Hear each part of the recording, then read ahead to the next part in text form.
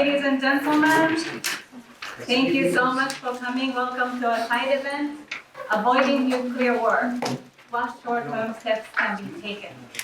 We're very honored that the permanent representative is here with us today. Thank you very much.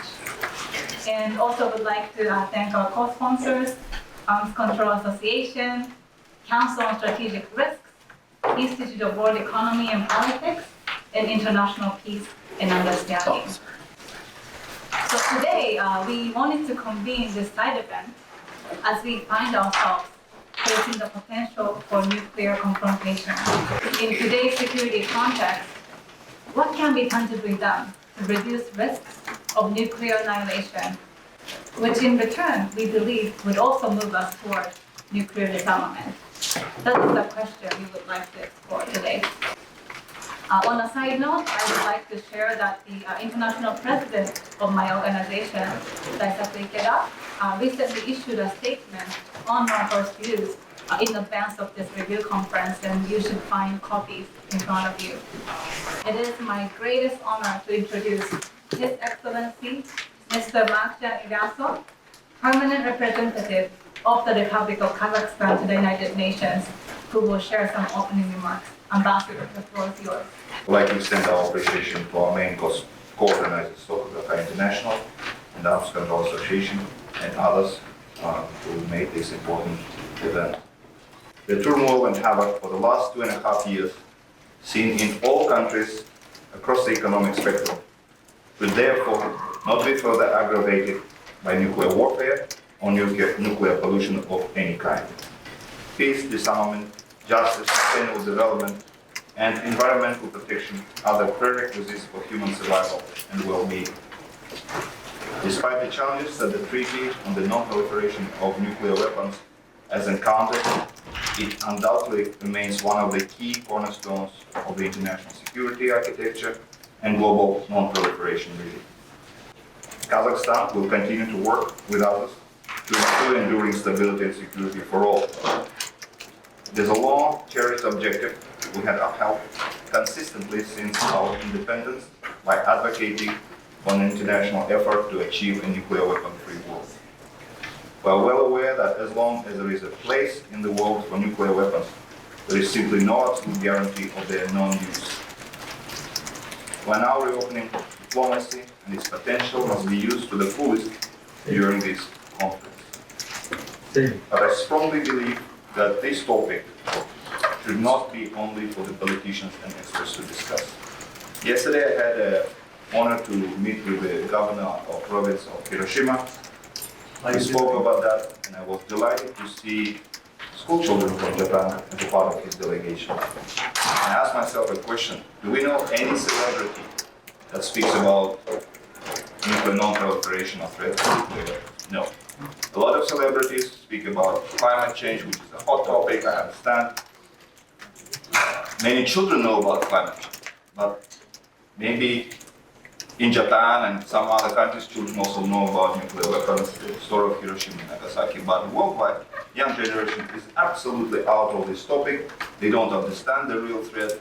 And I think the purpose and idea of this kind of meetings is also to find a way to make this a real global issue. Because 25 years ago, climate change was not a topic for politicians and UN. It was, Greenpeace, Sea Shepherd, hippies, tree huggers, call them whatever you want. This was a very small group of people that was interested, but they managed to make it a top topic for politicians. Now children around the world know about it. So I think the same should be about nuclear weapons and nuclear disarmament. Because I think when it comes to existential threat, nuclear weapons are more dangerous than climate change. Climate change is serious, but it can take decades, and we might avert that if we work together. But for the nuclear weapons, and we've seen what is happening in Ukraine, the rhetoric, if something goes wrong, it can take days to inflict irreplaceable damage on the world, on Earth, and population. So therefore, I call on all of us to work with the younger generation and to have a strategy to understand how we make it relevant to the younger generation of this planet. And with that, we hope we will manage to break the deadlock soon and see a new bright and hopeful horizon for humanity. I wish all of us a successful review conference and valuable discussion today in this room. I thank you very much. Is of course so urgent, which is why I assume there's standing room only in the room today here. And I believe and fully agree that the potential for nuclear confrontation is rising. We heard a little bit from His Excellency about this morning, and I'm sure everyone is very well aware of the state of the world with the geopolitical tensions that we're experiencing, a lack of sufficient momentum toward what the future of arms control would look like. The world's grappling with the effects of climate crises and the pandemic and new epidemics and countless other pressures. It's important not to overlook another driver, though, as well, and that is the fact that several nuclear-armed nations have or are considering increasing prominence for specific nuclear capabilities that may lower the threshold for such weapons being used, capabilities that increase the risks of miscalculation, or both. This includes nuclear weapons that some would label as low yield or sub-strategic. It also includes nations possessing dual-capable systems that carry both nuclear and conventional payloads, and which may be difficult to differentiate in a crisis. I started seeing increased focus on these types of capabilities during my time in the Pentagon years ago. It was incredibly worrisome, and this is driving the framing of our work at the Council on Strategic Risks, where we've worked with many nations and other NGOs and others to develop ideas for exploring specific steps in how to reduce nuclear risks and the specific types of weapons that we believe could be most likely to be used in a crisis. And to return nuclear-armed states, as Anna emphasized, also on a path of restraint and responsibility and progress toward NPT commitments, including progress toward disarmament at the same time. One important aspect is that nuclear-armed states must consider both stated policies and effective plans regarding these weapons. If doctrine appears to prioritize restraint in one direction, but nuclear weapons investments, developments, and deployment do not, we risk further mistrust among all of our nations, and we risk further decline of trust in the NPT itself as the cornerstone for advancing nations' security needs in the world. We recommend that nuclear-armed nations should consider any steps that show progress toward the following three objectives. Number one is halting consideration of new and novel nuclear weapon capabilities that are not part of today's landscape. Second is avoiding actions that introduce even greater ambiguity in an already complex security environment and starting to reduce such ambiguity. And third, avoiding and reducing entanglement between conventional and nuclear forces. There are many forms that such steps could take and many ways that they could proceed in the future, including in the near term. And many of these, again, have been explored by my organization, Untitled, and other NGOs here. Examples could include agreements to avoid the pursuit of dual-capable weapon systems that could carry conventional and nuclear payloads, either specific weapon systems themselves or classes of nuclear systems such as cruise missiles. Another option could be a nuclear-focused successor to the INF Treaty, given that numerous nations have already expressed interest in maintaining only conventional intermediate-range ground launch systems. Another set of options could include moratoriums or agreements not to deploy specific types of nuclear capabilities in certain geographies or not to deploy them at all, even if they have them. Kazakhstan closed one of the largest test sites of the 20th century, the Semipalatinsk nuclear test site. In total, about 4,500 square kilometers became uninhabitable due to the contamination with radioactive isotopes. The total power of nuclear weapons tested from 1949 to 1963 at Semipalatinsk test site, 2,500 times greater than the power of the atomic bomb dropped on Hiroshima. Over 40 years of operation of the test site, more than 1,300,000 people have become victims of these so-called testings. The closure of the test site in 1991 marked a new stage in the history of my country.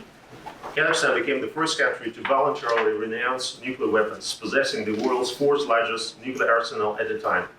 About 1,400 nuclear warheads, more than UK, France, and China combined. As a result, we managed to create geopolitical prerequisites for the inflow of huge amounts of foreign investments and technologies contributing to the development of our country and economical potential. Today, Kazakhstan is Central Asia's largest economy, accounting for more than 70% of all investments in the region and more than half of the regional GDP. Kazakhstan joined to all major nuclear security agreements and non-proliferation treaties. As a result, on December the 5th, 1994, at the OSCE summit in Budapest, the heads of the United States, Russia, and Great Britain signed a memorandum on security assurances to the signatories of the NPT treaty. Later, China and France provided the same guarantees to our country. Kazakhstan has begun to actively implement its own projects and initiatives. For example, Kazakhstan promotes the development of the peaceful atom. The Republic ranks second in the world in terms of natural uranium reserves and first in the world in its production, about 42% of world production. And this is especially important given the fact that nuclear power generation worldwide increased by more than 4% in 2021, the highest since 2004. Aware of the dangers of nuclear weapons, it would be unwise to stop progressing in science and technology. An international project, the IAEA Low-Enriched Uranium Bank, LUBANK, located in eastern Kazakhstan, has become an important part of the global program for the development of the peaceful atom. The bank is a mechanism of guaranteed supplies of nuclear fuel used in case of emergency. Kazakhstan also puts forward working initiatives at the level of international organizations. On December the 8th, 2015, on the sidelines of the 73rd session of the UN General Assembly, Kazakhstan initiated the adoption by 135 countries of the UN Universal Declaration on the Achievement of a Nuclear Weapon-Free World, which was co-authored by 41 states. The declaration calls for the complete elimination of nuclear weapons. Declaring no first-use policies by the nuclear-armed states may also prove to be the most effective way forward to re-establish trust within the UN disarmament machinery and regain momentum for multilateral disarmament.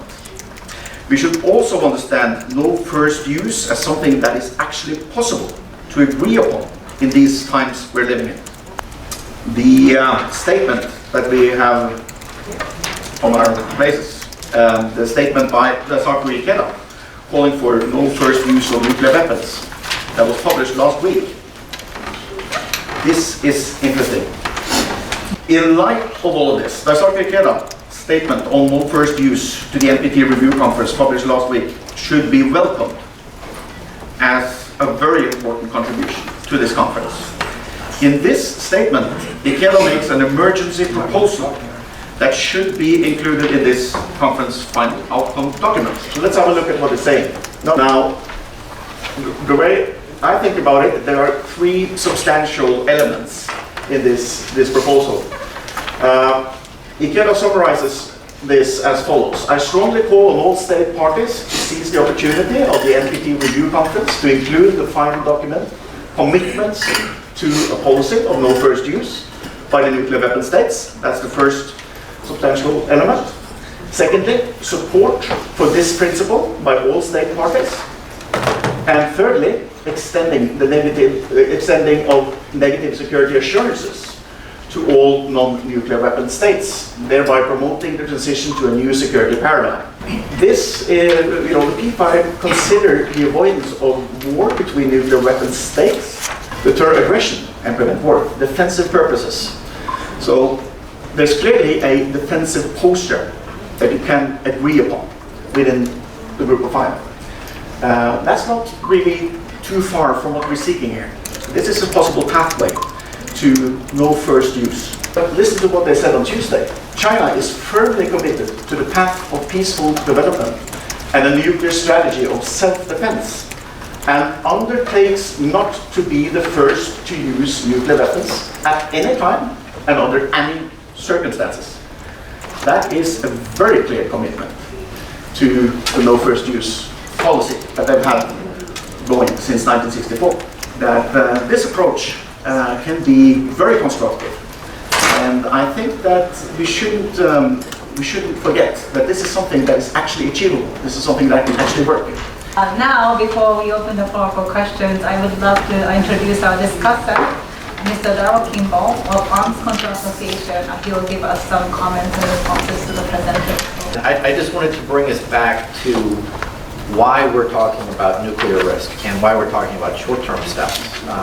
What is the urgency? And there's been a lot of talk at this review conference about the heightened risk. I wanted to lay out what we see as our analysis so that we understand the problem, we can find some solutions and understand what other solutions, what proposals might not be as helpful. So, the new factor at this review conference, as opposed to 2015, really is President Putin's decision to invade Ukraine, along with his threats of nuclear use against any state that might interfere, and his announcement that he was raising the alert levels of Russian strategic forces.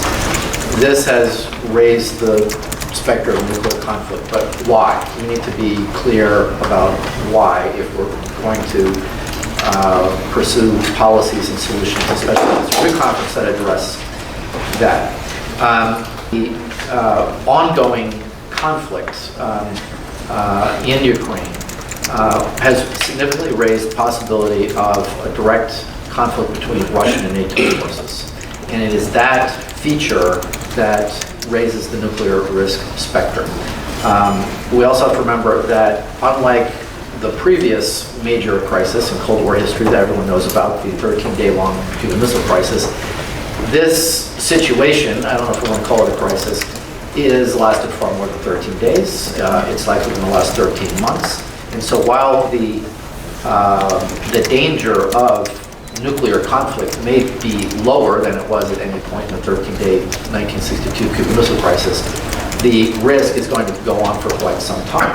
And the risk is that U.S., NATO, Russian forces might come into direct contact over the Black Sea, in the Baltics, or around the periphery of the conflict, which is now primarily focused on within the borders of Ukraine. So the other thing we need to remember that's important about risk reduction, so far President Biden has not engaged in similar inflammatory nuclear threat rhetoric, has not raised the status of the alert status of U.S. forces.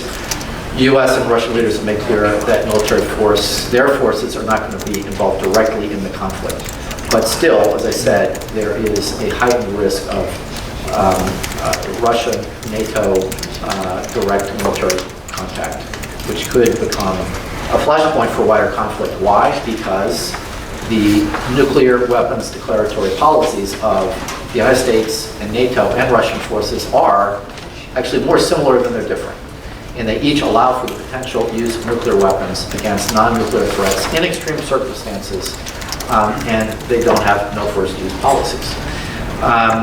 The other quick thing I would note, and this has not been noted by any government at this conference nor anyone else, we do need to remember that Putin's threats also violate Article 2 of the 1973 bilateral agreement on the prevention of nuclear war.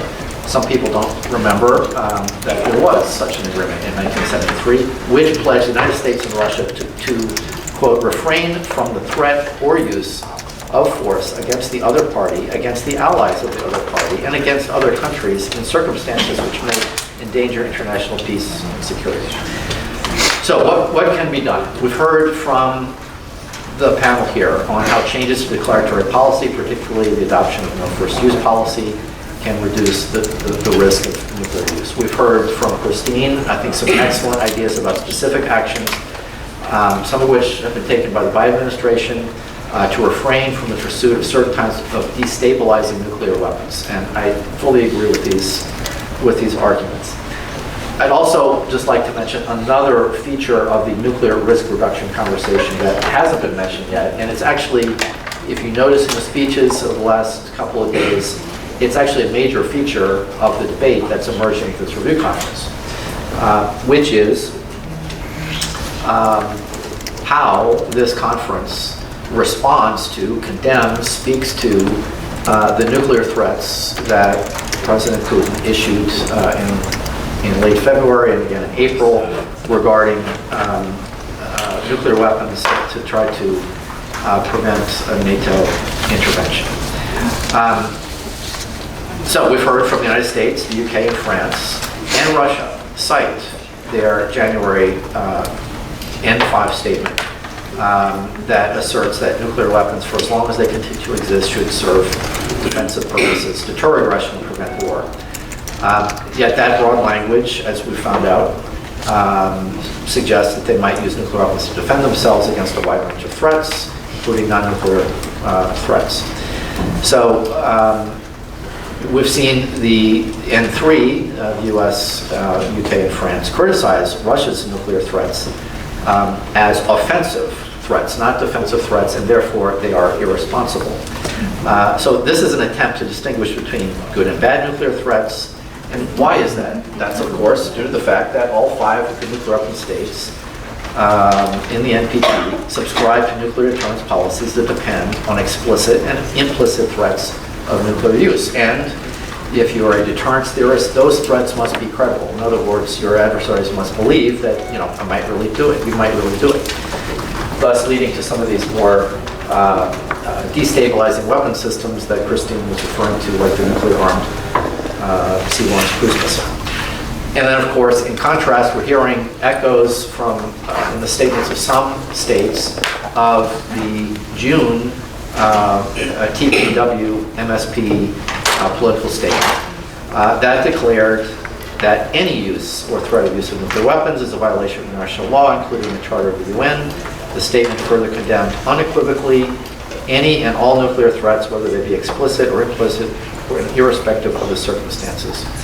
So I think, how these differences and these divisions about how to respond to Russia's nuclear threats is going to be an important factor in determining whether this conference can succeed in reducing nuclear risks. This is part of the equation.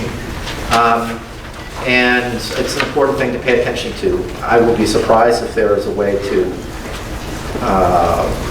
paper over these differences, but there may be some creative ways. I'm not a professional diplomat. You guys are good at this, so maybe there's some possibilities. The other thing I would just note, just to come back to some of the core things that have been said here. Although I think as many of us understand, and as Ronald Reagan understood, the only way to ensure nuclear weapons are never used is to do away with them entirely, which he said in 1984, and sooner than later. But in the meantime, we're going to need to take steps to reduce the nuclear danger. And so other ideas, and I'm drawing from our panelists here just to kind of summarize and conclude, it's important for the conference to be pointing to steps that nuclear-armed states, particularly the US, NATO, and Russia, can take to maintain direct lines of communication, military and political and diplomatic, to resume the US-Russian dialogue on strategic stability issues and on the negotiation of follow-on agreements to the only remaining treaty limiting their arsenals, the New START Treaty, to refrain from provocative actions, some of which Russia has threatened, which have been mentioned in passing at the meeting, such as moving tactical nuclear weapons, moving capabilities to deliver nuclear weapons into Belarus. And then similarly, with respect to the US and China, there's a semi-crisis over Taiwan as we sit here. What can US and Chinese officials do? Establish and use direct lines of communications to avoid miscommunication and accidents during a crisis, to begin a formal US-Chinese strategic stability dialogue, and to avoid dangerous military maneuvers that bring the forces into contact. And I would just note that as I sat here looking at my computer, an email came across. The United States made a good move, postponing a Minuteman III ICBM test because of the increased tensions in Taiwan. So that was a good move on the part of the U.S. So, and then finally, and to close, we need to remember that nuclear risk reduction measures, short-term, long-term, cannot be effective substitutes for the hard and necessary work that needs to be pursued to reduce and eliminate verifiably nuclear weapons. So thank you very much. Look forward to your comments. Now I would like to open the floor for any questions or comments from the audience. I'll probably take 3 at a time, and also if any of the panelists would like to respond. I very much appreciated your very concrete recommendations today. You did refer to the short statement that was released by the United States relating to the nuclear posture review and what could potentially be a sole purpose type of declaration on the part of the U.S. That being said, I was actually struck in the PowerPoint by the U.S. statement from earlier this week that the U.S. would only consider use of nuclear weapons in extreme circumstances, which does not seem like it's necessarily moving in the direction of sole purpose. Do you see that as potentially walking it back? I recognize these are different departments that come up with the nuclear posture review, but as a former official, maybe you could comment on how you read that those 2 different statements. My question, therefore, is what role do you see for faith-based organizations in the international effort to avoid nuclear war? What more could be done, by organizations like my own, to help states implement some of the short-term steps discussed today? Thank you. My name is Danny Hall. I'm the Public Affairs Director for SGI USA and serve on the steering committee of the Back from the Brink campaign. I'd like to thank all the sponsoring organizations and each of our speakers for this timely conversation. My question for the panel is about the challenge of maintaining hope when a small number of people from a small number of nuclear weapon states have the power to end civilization and in this moment of heightened crisis are not even willing to commit to not use nuclear weapons to avoid causing World War III. For me, at times like this, I find hope in the history of ordinary people of Kazakhstan speaking truth to power, successfully ending nuclear testing, and eliminating nuclear weapons from their country. My question is, what is your message to ordinary people around the world today fighting to maintain hope that they do have agency, that they can persuade nuclear weapon states to commit to not using nuclear weapons in this crisis, and that they can move nuclear weapon states to go beyond risk reduction measures and prioritize negotiations for the complete elimination of nuclear weapons? No first use is very, very, very simple. It's very, very simple to communicate. I mean, if you think about the classic image from the old westerns, where you have two cowboys, in a duel, and who's going first.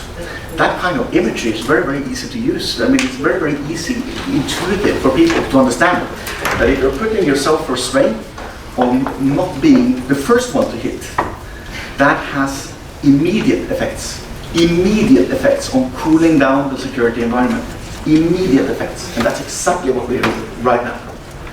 And if you have somebody coming up with contingency plans for use of chemical or biological weapons, and whether or not they seriously think that a president would want this option on their table in that circumstance to actually retaliate with nuclear weapons or threaten the retaliation, whether or not those planners actually think that that is desirable and credible even within their own government, will inevitably lead to changes that do inevitably lead to countries posturing their nuclear weapons differently.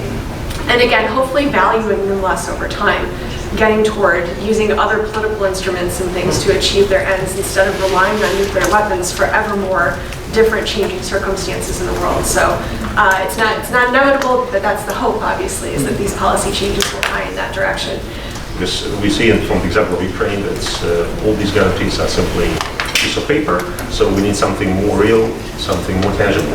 And I think that more realistic ways to require more negative guarantees for the countries in non-nuclear states, especially those who gave up the nuclear weapons and dismantled nuclear infrastructure, etc. Because Kazakhstan, with its uranium production, with its capacities and expertise, could actually produce a much more highly enriched uranium if we need so. That's we are working very closely with our partners from the United States, from Russia, from China, to ensure that all this uranium will be used only for peaceful purposes, and the low-enriched uranium bank was specifically designed for providing for non-nuclear states necessary low-enriched uranium for nuclear plants. For example, to Iran, but Iran rejected this opportunity. But we hope that in the future, maybe this mechanism could be very helpful for the nuclear security of the world. In midst of September in Astana, in our capital, in Nur-Sultan, we will hold a conference of religions, and the head of Roman Catholic Church will be in Kazakhstan. So I think it will be a good opportunity to get together all these leaders, faith-based organizations, to provide more course, more reasons to unite around this anti-nuclear movement, and to remind the international community, which is very important right now, especially due to this current circumstances of conflicts, that using nuclear weapons is absolutely immoral. So we have to use this opportunity too. There's one light ray of hope out of this conference that deserves more attention, and whether you're a faith-based organization or any kind of other grassroots organization, one of the things to hold on to here is the United States government said at this conference it is ready to begin negotiating on new nuclear arms control and reduction arrangements with Russia. Russia has sort of said, yeah, we're willing to do that, but they haven't agreed to do it yet. And that's where this conference really needs to push harder on this semi-open door, because this is nuclear disarmament. This is Article 6. And that's something that I think all of us who reach out to the public, work with, talking to policymakers, this is something that we really need to think about focusing on, because it's direct, and without that, we're not going to see the situation improve in future years. Nuclear weapons are the greatest impediment to that cooperation. The greatest cost of them is not just the military cost. And I just point out that since 2000, when we had the 13 practical steps of the NPT, the world has spent over $30 trillion. I mean, you just can't grasp the magnitude of that. $30 trillion in military expenditures, and we've ended up with less security than we had before that expenditure. So the contention is that the more we're spending money in that direction, the less security we're obtaining. That's the paradox of nuclear weapons. The more you perfect the weapon, the less security you get. That's something that has to become an axiom. The more the weapon's perfected, the less security you get. No first use is a vitally important risk reduction measure, but it is not by any means the only one. And I noticed that we have really focused on no first use, but we haven't, for example, talked about de-alerting, we haven't talked about improved mill-to-mill communications, avoidance of provocative military exercises, or implementation of the Joint Strategic Stability Center. Thank you. Thank you so much for your excellent comments and thoughts. So let's hear from each of the panelists really quick, and then we'll go. Thank you.